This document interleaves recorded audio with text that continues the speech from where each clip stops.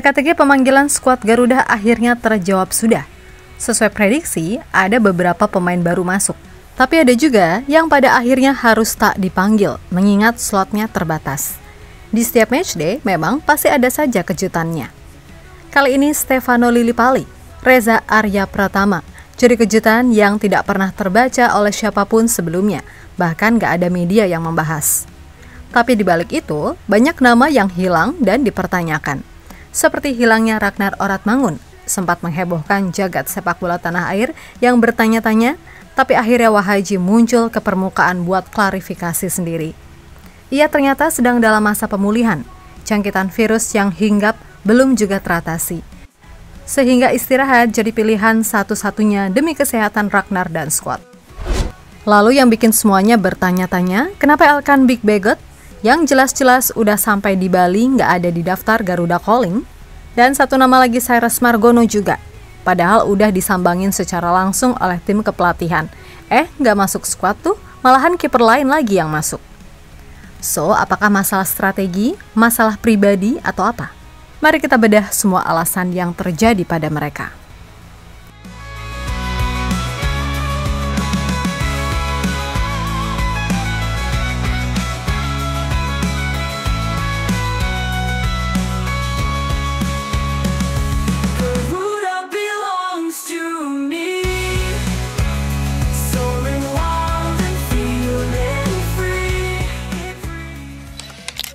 Seperti biasa, Garuda Calling kembali mengguncang dunia persepak bolaan tanah air. Sebuah momen yang selalu dinanti-nanti oleh seluruh penggemar Garuda. Bukan sekedar daftar tim, ini adalah panggilan kebanggaan bagi setiap pemain. Menjadi tanda bahwa perjuangan di lapangan hijau bersama klub berbuah hasil. Dan impian mengenakan lambang Garuda di dada menjadi kenyataan.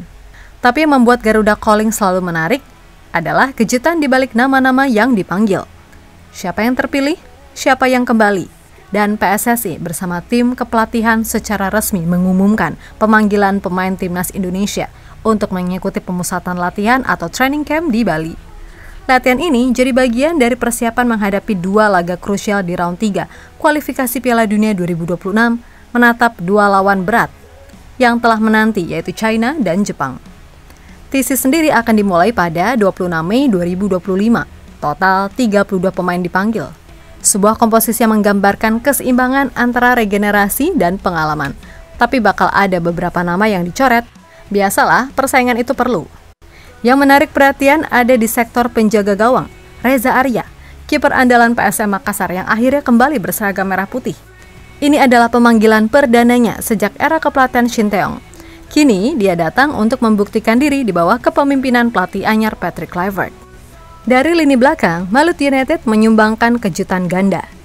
Dua bersaudara kembar, Yance dan Yakob Sayuri. Keduanya tampil impresif sepanjang musim ini, bahkan sempat mencetak hat-trick, sebuah pencapaian langka bagi pemain bertahan. Namun sorotan utama justru datang dari lini tengah. Yap, satu nama lama kembali mengisi daftar, dialah Stefano Lillipali. Di usia 35 tahun, dia jadi pengalaman dan inspirasi untuk menyatukan skuad. Musim ini Lillipali menunjukkan performa yang masih sangat layak diperhitungkan. 5 gol dan 4 assist bersama Borneo FC menjadi bukti nyata. Kehadirannya diyakini untuk mengisi ruang yang ditinggalkan Ragnar Oratmangun yang kini tak masuk dalam daftar pemanggilan. Nanti mereka semua bakal terbang ke Bali, menyusul beberapa nama bahkan sudah lebih dulu tiba di Bali. Memulai liburan lebih awal, Marcelino Ferdinand dan Asnawi Mangku Alam misalnya. Khusus bagi Asnawi, ini adalah awal dari era baru di bawah arahan Patrick Kluivert. Namun ada satu hal yang bikin bertanya-tanya. Satu nama yang sebenarnya sudah berada di Bali tapi tak muncul dalam daftar panggilan resmi, Elkan Bagot. Namanya belum juga comeback.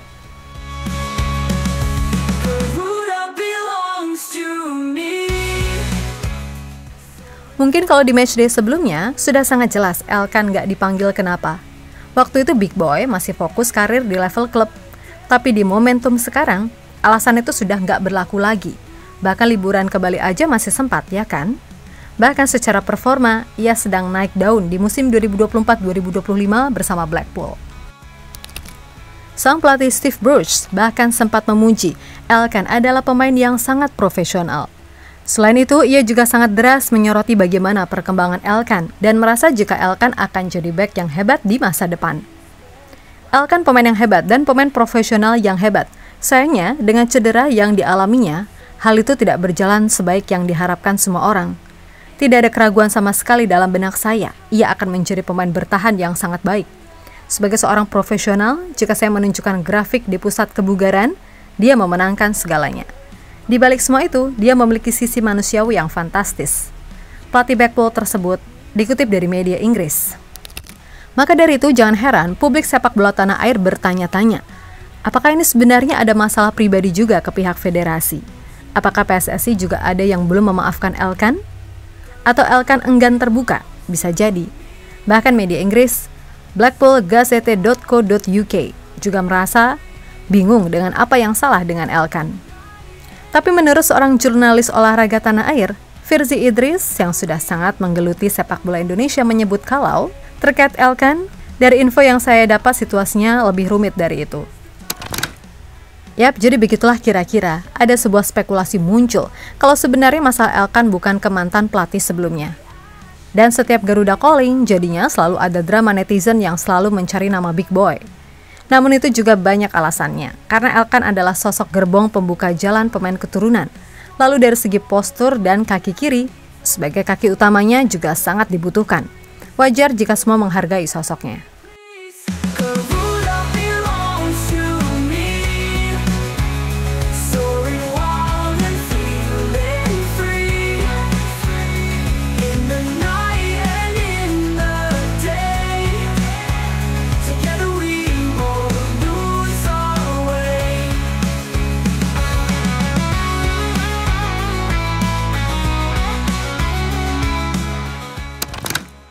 Selain Elkan Bagot, dinamika pemanggilan skuad timnas Indonesia juga memunculkan tanda tanya di posisi kiper.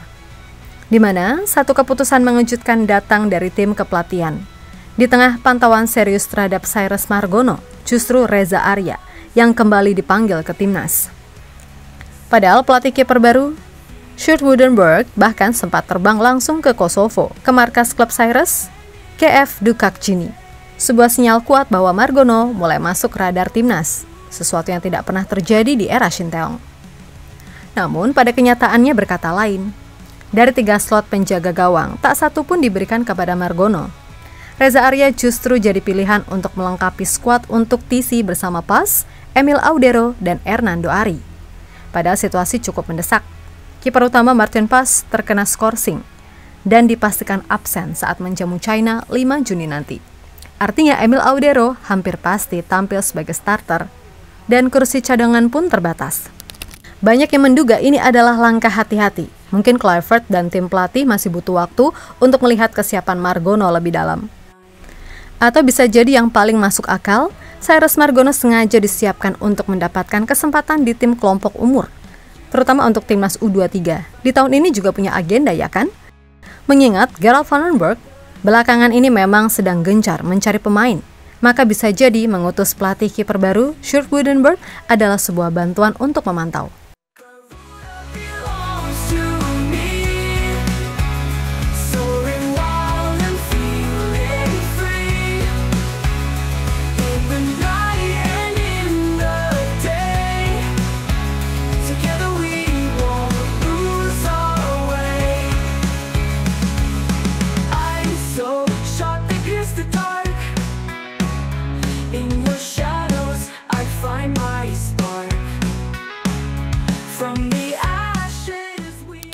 Melihat bagaimana China selalu bisa memberikan kejutan saat menghadapi tim-tim yang tak terduga, terutama kita pernah sangat terkejut di Qingdao Stadium. Maka tim kepelatihan yang dipimpin Patrick Kluivert juga terus mengupdate setiap strategi yang akan diturunkan. Nggak menggantikannya secara total memang, tapi update itu perlu. Salah satunya adalah hilangnya Marcelino Ferdinand dan Martin Pas yang justru akan dimanfaatkan semaksimal mungkin. Emil Audero telah siap untuk mengawal di bawah mistar gawang. Sementara di posisi Marcheng sudah ada Stefano Lillipali yang ready buat menjadi pembeda. Gaya main dan pengalamannya yang sangat kenyang dengan sepak bola Belanda akan menjadi sebuah pembeda yang signifikan. Ingat loh ya, Vano bukan pemain tengah asli. Dia penyerang dan bisa jadi gelandang serang kreatif dengan dribble dan akurasi umpannya.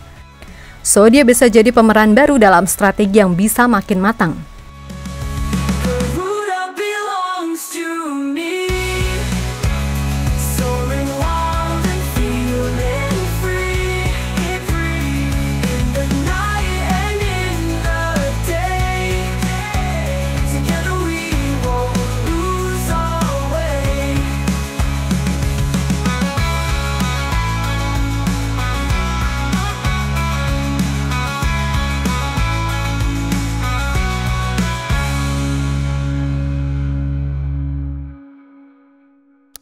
Walaupun skuad Garuda unggul banyak dari sisi skuad, individu pemain, hingga jadi tuan rumah, gak ada salahnya kita tetap rendah hati terlebih dahulu.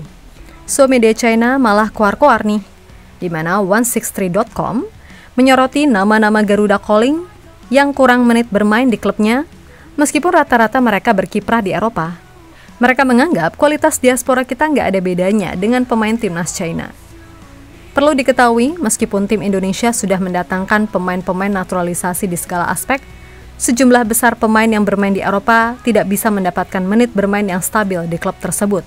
Misalnya, Shane Patinama yang piawai bermain sebagai bek kiri, telah memutuskan kontraknya dengan klub Belgia, Eupen, pada awal Mei lalu. Tulis 163.com dalam artikelnya. Ya biarin aja lah, kita jangan sampai terpancing, terprovokasi apalagi marah, yang bisa menimbulkan kerugian sendiri. Lagi pula kita lebih bagus fokus pada kondisi sekarang, karena di dalam skuad Garuda sendiri butuh support lebih.